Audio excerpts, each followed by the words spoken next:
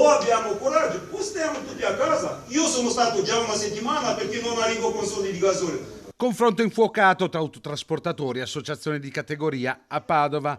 Un incontro in cui si è discusso dei problemi del comparto, a partire dal caro carburante.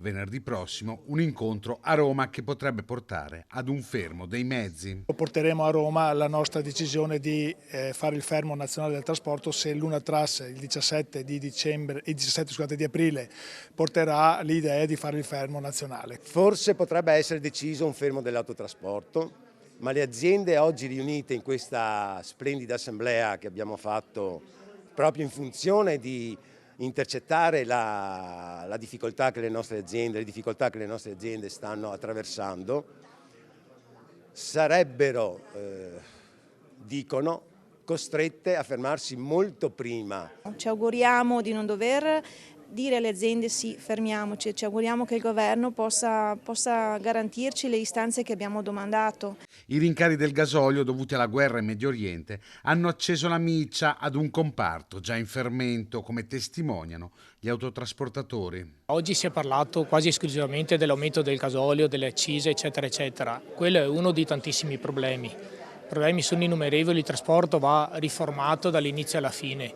Il giorno dopo qui ci sono stati gli aumenti per la televisione, il gommista è venuto a chiedere aumenti, tutti i fornitori hanno chiesto aumenti, che fossero giusti o non fossero giusti non discuto, però sono venuti tutti e noi non possiamo dirgli di no. Io mi sono già fermato una settimana perché io non riesco ad andare avanti. Soluzione è che dobbiamo essere tutti uniti, fermi, basta. Non è che dobbiamo aspettare noi una risposta, no, questo è tutto sbagliato. Liquidità in tasca per le società, questa la richiesta più urgente. Vogliamo che vengano ristornate non con i 3 mesi con il silenzio assenso, ma che vengano ristornate subito per ridare liquidità alle nostre aziende. L'appello va direttamente al Ministro dei Trasporti, Matteo Salvini. Io mi rivolgo veramente con tutto il mio cuore al Ministro Salvini, che possa intervenire a nostro favore, perché rischiamo veramente di mettere in difficoltà le nostre aziende.